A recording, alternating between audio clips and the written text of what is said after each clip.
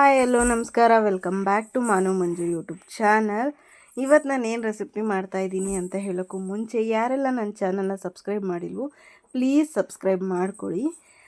ನಾನಿವತ್ತು ಏನು ಮಾಡ್ತಾಯಿದ್ದೀನಿ ಅಂದರೆ ಹಲಸಿನ ಹಣ್ಣಿನ ಇಡ್ಲಿ. ನಮ್ಮ ಕಡೆ ತುಂಬ ಸ್ಪೆಷಲ್ಲು. ಹಲಸಿನ ಹಣ್ಣಿನ ಸೀಸನ್ ಬಂತು ಅಂದರೆ ಹಲಸಿನ ಹಣ್ಣು ಇಡ್ಲಿ ತುಂಬ ಫೇಮಸ್ಸು. ಸೊ ಹಲಸಿನ ಹಣ್ಣು ಇಡ್ಲಿ ಮಾಡೋಕ್ಕೆ ನಾನು ಬೆಳಗ್ಗೆನೇ ಅಕ್ಕಿನ ನೆನೆಹಾಕಿದ್ದೆ. 1-2 ಲೋಟ ಅಷ್ಟು ಅಕ್ಕಿ ನೆನೆಹಾಕಿದ್ದೀನಿ. ಬರೀ ಅಕ್ಕಿ ಅಷ್ಟೇ. 6 ಅವರ್ಸ್ ಆದರೂ ನೆನಿಬೇಕು ಅಕ್ಕಿ. ನಾನಿಲ್ಲಿ ನೈಟು ಬೆಳಗ್ಗೆ ನೆನೆಹಾಕಿದ ಅಕ್ಕಿನ ನಾನಿಲ್ಲಿ ನೈಟು ರುಬ್ತಾಯಿದ್ದೀನಿ. ನಿಮಗೆ ಹಲಸಿನ ಹಣ್ಣು ನಿಮಗೆ ಎಷ್ಟು ಬೇಕೋ ಅಷ್ಟು ತೊಗೋಬೋದು. ನಾನು ಅಲ್ಲಿ ನೋಡಿ ಒಂದು ಕಾಲು ಭಾಗ ಅಷ್ಟು ಹಣ್ಣನ್ನು ತೊಗೊಂಡಿದ್ದೀನಿ ಅಷ್ಟೇ. ಅಂದರೆ 2 ಬೌಲ್ ಅಂತ ಅಳತೆ ಮಾಡ್ಕೊಳ್ಳಿ. ಅಕ್ಕಿ ಮತ್ತು ಹಲಸಿನ ಹಣ್ಣು ಎರಡು ಸೇರಿಸಿ ಅಕ್ಕಿ ಸ್ವಲ್ಪ ಹಾಕ್ಕೊಂಡು ಹಲಸಿನ ಹಣ್ಣು ಸ್ವಲ್ಪ ಹಾಕ್ಕೊಂಡು ರುಬ್ಕೋಬೇಕು.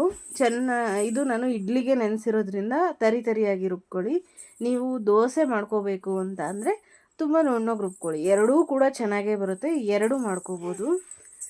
ಇಲ್ಲಿ ನೋಡಿ ನಾನೆಲ್ಲ ರುಬ್ಬಿ ತರಿಯಾಗಿ ರುಬ್ಬಿ ಹಾಕೋತಾ ಇದ್ದೀನಿ.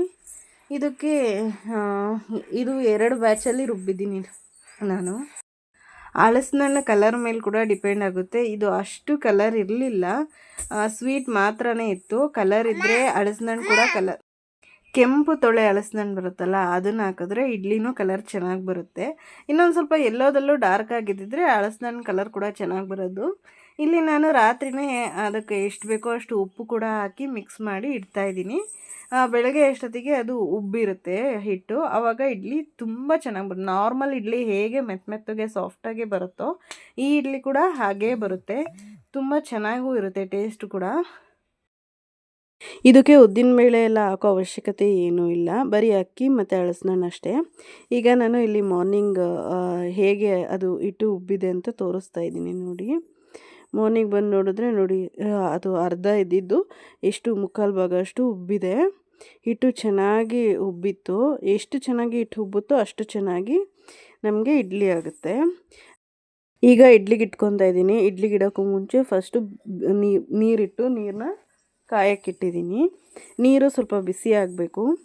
ಈಗ ಇಡ್ಲಿ ಪ್ಲೇಟ್ಸ್ಗಳಿಗೆ ಎಣ್ಣೆ ಸವರ್ಕೊಂಡು ಈಗ ಇಡ್ಲಿ ಹಿಟ್ಟನ್ನ ಮಿಕ್ಸ್ ಮಾಡಿಕೊಂಡು ಪ್ಲೇಟಿಗೆ ಹಾಕ್ಕೊಳ್ಳೋಣ.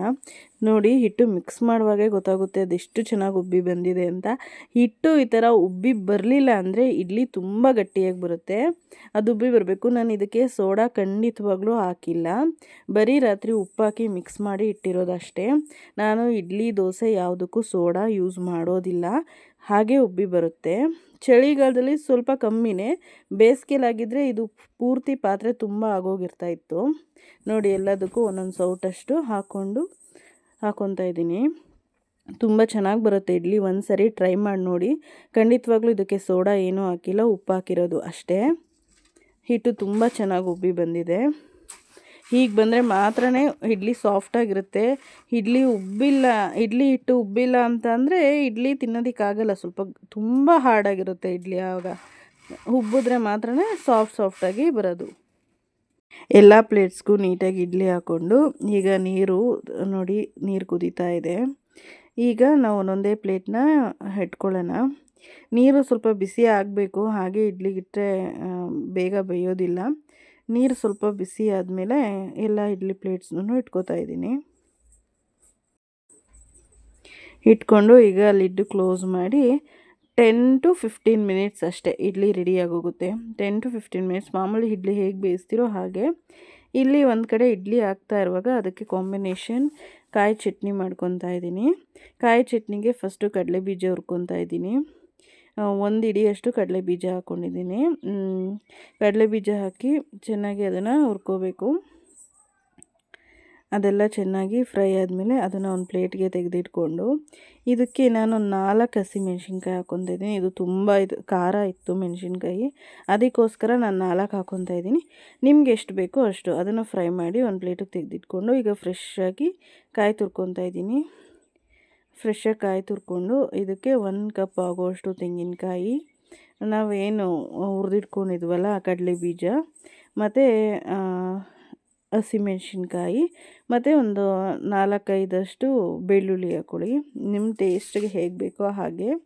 ಆಮೇಲೆ ಒಂದು ಚಿಕ್ಕ ಗಾತ್ರದಷ್ಟು ಹುಣಸೆಹಣ್ಣು, ಆಮೇಲೆ ಕೊತ್ತಂಬರಿ ಸೊಪ್ಪು ತೊಳೆದಿಟ್ಕೊಂಡಿರೋವಂಥದ್ದು, ರುಚಿಗೆ ತಕ್ಕಷ್ಟು ಉಪ್ಪು, ಲಾಸ್ಟಲ್ಲಿ ಸ್ವಲ್ಪ ಕಡಲೆ ಹಾಕ್ಕೊತಾ ಇದ್ದೀನಿ. ನಿಮಗೆ ಆಪ್ಷನಲ್ ಕಡಲೆ, ನಾನು ಹಾಕ್ತೀನಿ ಟೇಸ್ಟ್ ಚೆನ್ನಾಗಿ ಬರುತ್ತೆ ಅಂತ ಕಡಲೆ ಹಾಕ್ಕೊತಾ ಇದ್ದೀನಿ. ಹಸಿ ಕರ್ಬೇವಿನ ಸೊಪ್ಪಿತ್ತು, ಅದನ್ನು ಕೂಡ ಹಾಕ್ಕೊತಾ ಇದ್ದೀನಿ. ಇದ್ದರೆ ಹಾಕ್ಕೊಳ್ಳಿ ಕರ್ಬೇವಿನ ಸೊಪ್ಪು, ಇಲ್ಲಾಂದರೆ ಬೇಡ. ಇದಿಷ್ಟನ್ನು ಮಿಕ್ಸಿ ಮಾಡಿಕೊಂಡ್ರೆ ಫ್ರೆಶ್ ಆಗಿರುವಂತಹ ಒಳ್ಳೆ ಚಟ್ನಿ ರೆಡಿ ಆಗುತ್ತೆ.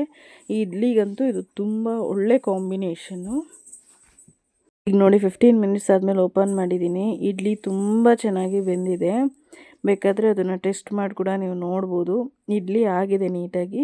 ನಾನು ಇಡ್ಲಿ ಜೊತೆ ಸ್ವೀಟ್ ಚಟ್ನಿ ಕೂಡ ಮಾಡಿದ್ದೆ, ಅದರ ರೆಸಿಪಿ ಬೇಕಂದರೆ ಕಮೆಂಟ್ ಮಾಡಿ, ಸ್ವೀಟ್ ಚಟ್ನಿ ಹೇಗೆ ಮಾಡೋದು ಅಂತ ಹಾಕ್ತೀನಿ.